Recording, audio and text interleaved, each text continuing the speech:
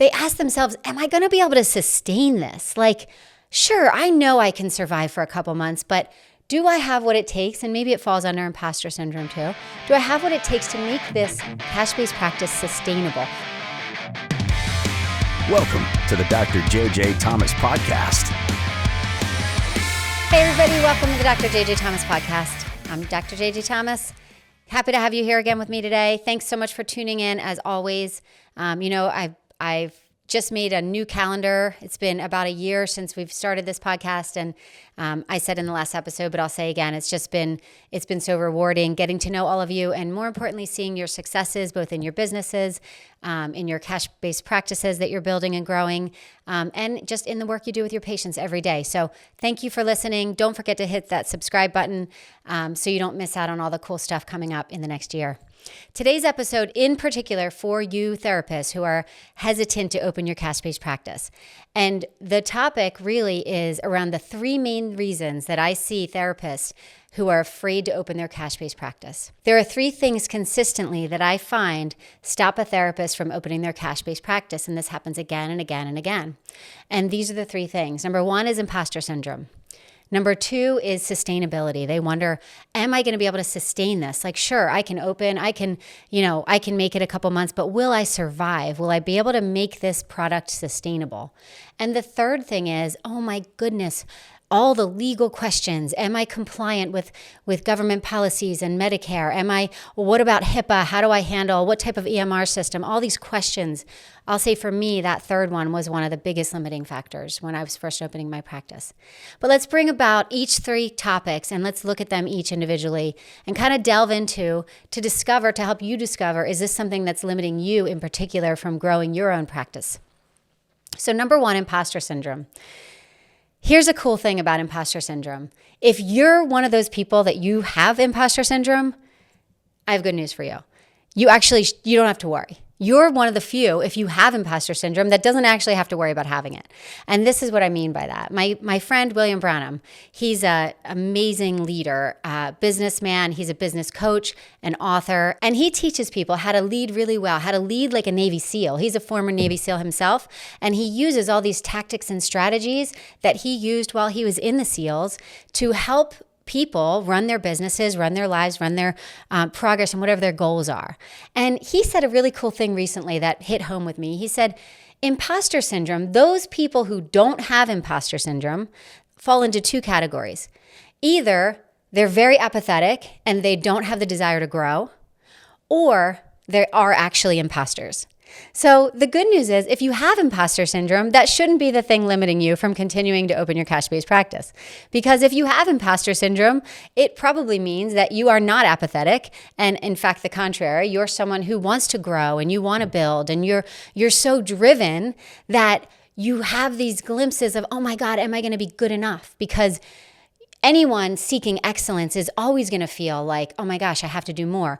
I got to do more. I got to do more. And those are the ones who aren't imposters because they're out there. They're doing the work.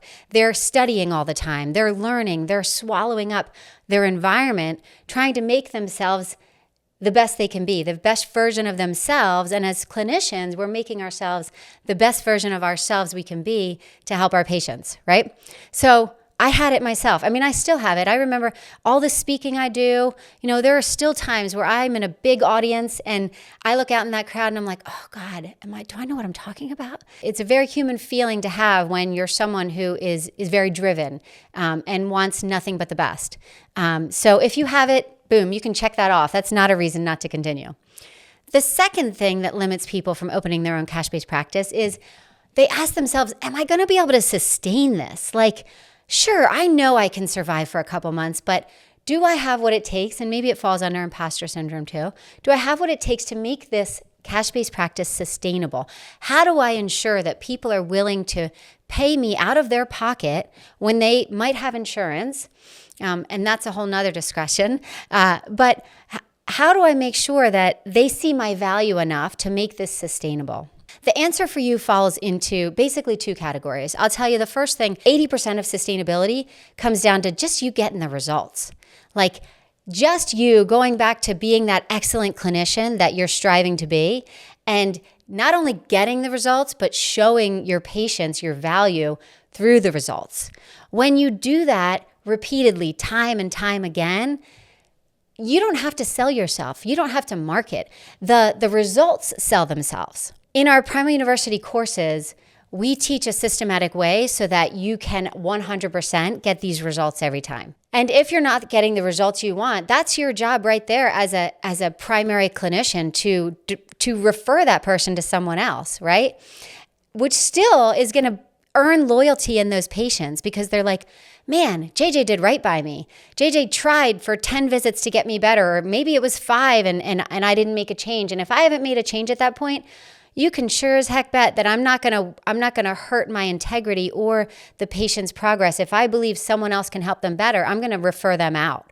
And so part of that 80% is getting your act together with your results and knowing when you can help someone, when you can't, knowing how to help every person you can, and those that you can't, do right by them by referring them to someone who you believe can help them. So that's that 80%. It's not hard, really. I mean, it's like everything. It's not hard, but it takes work, Getting to the point where your clinical skills are so good that you are confident enough that I know if I haven't helped someone in 6 visits at all, that I need to find the right referral for them. But I've gotten there because my clinical patterning has gotten so good at this point through the primal method we use that I feel confident of knowing when I can, wave the white flag and say, you know what, maybe this isn't a musculoskeletal issue at all. Maybe this person needs to see an autoimmune doctor, or maybe this person needs to see someone else. So that's 80% of it. Now, I know you guys are good at math. You're doing the extra, what's left? There's 20% left, right? 20% of it is, I'm going to call it communication. It's communicating with your patients in a way that helps them succeed, helps them understand your value, helps them understand why they are going to want to do these exercises so that they can see the results, right? Communication is that other 20%. And again, in our courses, we teach that in our business integration course.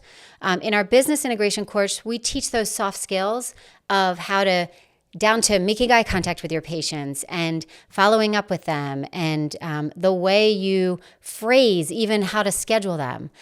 All of those soft skills are that other 20%. But the good news there is that's trainable, that's teachable.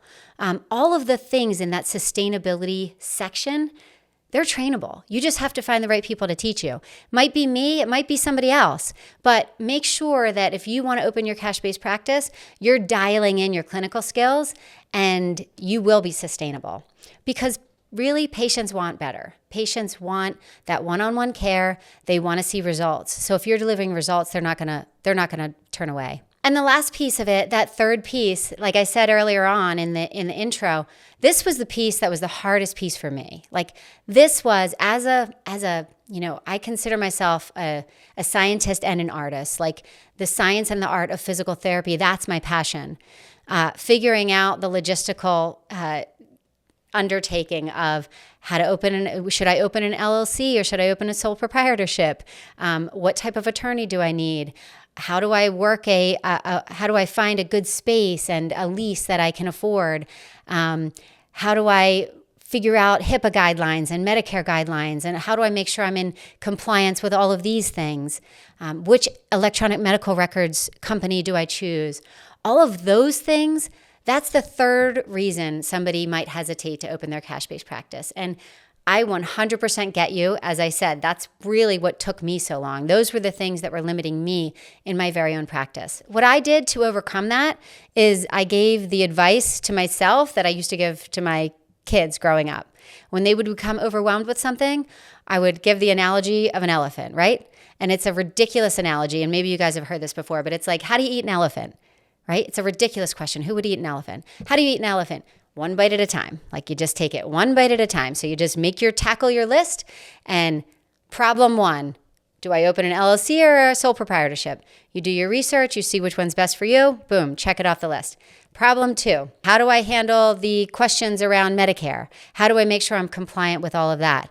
Guess what? I am nowhere in any way, shape, or form an expert on that, but I was able to hire a great attorney who is very knowledgeable in specifically that. So the answer to this third limitation is you hire people who are great at it. Sure, is it a cost? Absolutely. But is it worth peace of mind? 100%. I found a great network of professionals who did excel in the areas that scared me. For instance, that attorney that I keep her on retainer. She has a great resource of options. I'm happy to share them with you. In fact, she's going to come on the podcast probably in a couple months. So again, make sure you're subscribed so you don't miss that.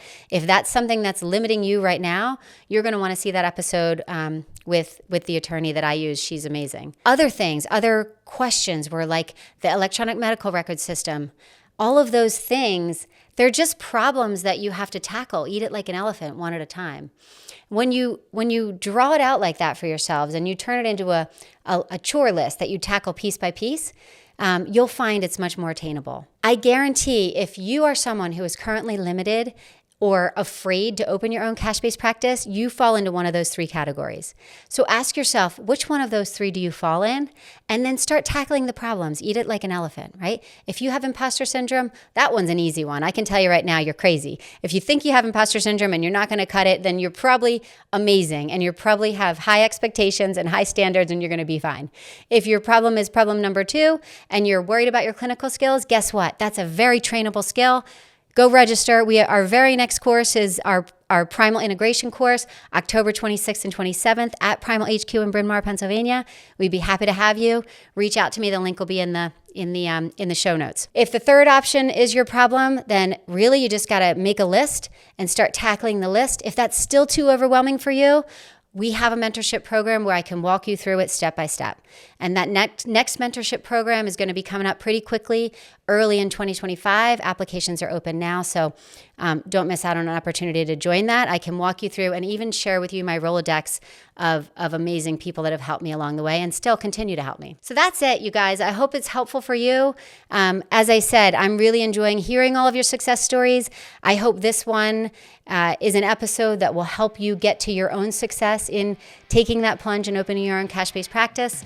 And if there's anything else I can do for you, by all means, reach out. I'm happy to be there. Good talking to you. Take care.